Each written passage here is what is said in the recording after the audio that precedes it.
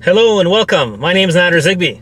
In this little segment I like to call Drive and Dive. It's about me covering a specific topic, automotive topic. I like to cover hybrid technology.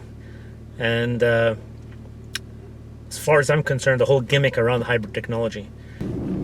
A new hip, cool thing that comes in and there's a very high adoption rate and everybody goes crazy and there's a big, buzz about it.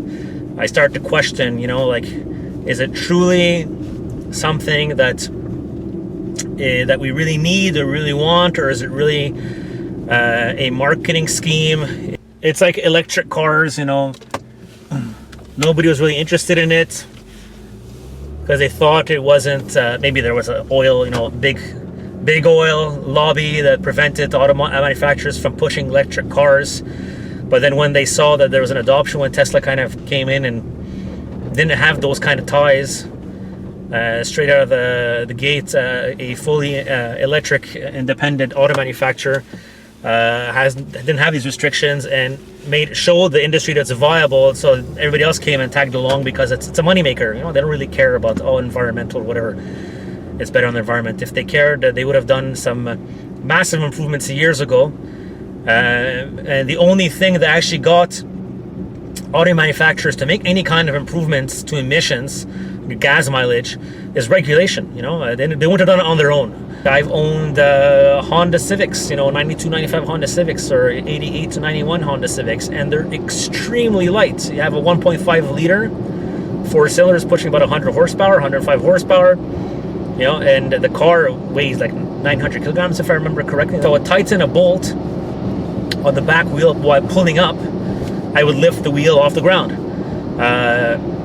Was it a safe car? No, it wasn't. But it was extremely light and amazing on gas.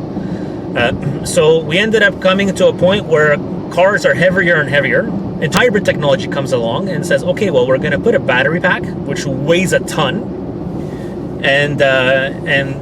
But to make hybrid technology make sense and make it work, we got to lighten the vehicle to compensate for the excess weight that's associated with the battery pack. So they'll use different alloys and they'll use some composites, carbon fiber and whatnot to lighten the vehicle to kind of compensate for the extra weight of the batteries.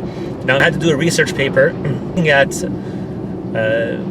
turbo direct injection internal combustion technology as an alternative to hybrid technology. And there was actually a lot of research that was being done, some journals that came across. The advantage of hybrid technology is only really there when the car is heavier. When you start going into a car that's extremely lightweight, the advantage of the hybrid platform isn't as great as if you were to go towards a very small power plant for an internal combustion engine.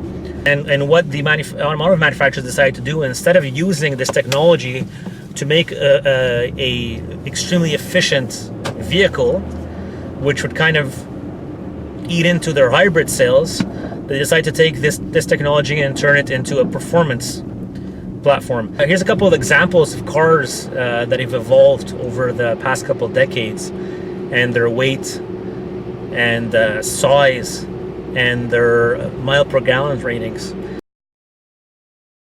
It's clear that the weight and horsepower ratings have drastically increased over the decades, while still managing to increase the mile per gallon ratings.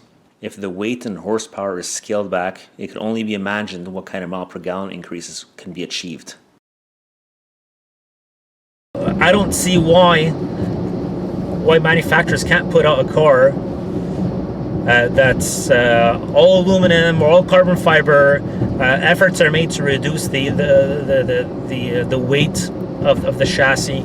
Go with a small power plant, highly efficient turbocharged power plant, very minimal options, and sell these cars at a reasonable price. And they're going to have extremely high mile per gallon ratings. And as far as I'm concerned, might make the need for hybrid technology obsolete. If manufacturers jumped on that concept and ran with it, we would be able to get more fuel-efficient cars, less emissions out on a much grander scale than we can with electric and hybrid technology. And it'll be cheaper, much cheaper. It's going to give time for electric vehicles, the electric industry, to really develop its network and to become fully electric. Because let's keep in mind, people say that electric cars are like zero emission cars. No, they're not. You know, the ships, the trains, the trucks, the mining process, all that is not electric. So all these, you know, things about just like the carbon footprint of an electric car is higher before you even drive it off at the assembly, from the dealership, is higher in an electric car than it is on a lifetime of a internal combustion engine. Is valid. We're not going to get there until we get the whole supply chain electrified. It's going to be the trains, the boats, because the way things are going right now, the batteries are manufactured in Korea. The metals used for the batteries are mined in North America, different parts. It's loaded, it's shipped off, it's brought, it's processed, they're manufactured, and they're put back on the boat, they're shipped back, and then all this is being done and being transported by using fossil fuels. The only manufacturer that's kind of believes in that, in my concept, is Mazda.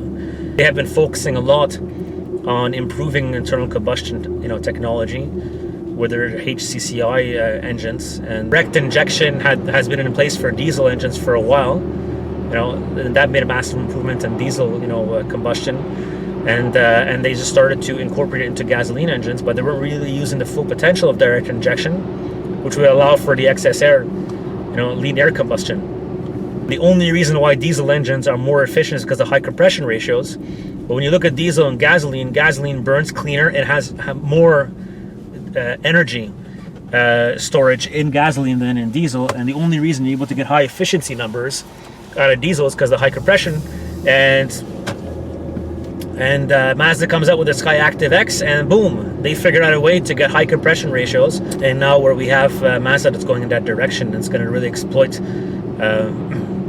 instead of having the stoichiometric curve, to keep the combustion, the combustion gases cool enough to prevent pre-ignition.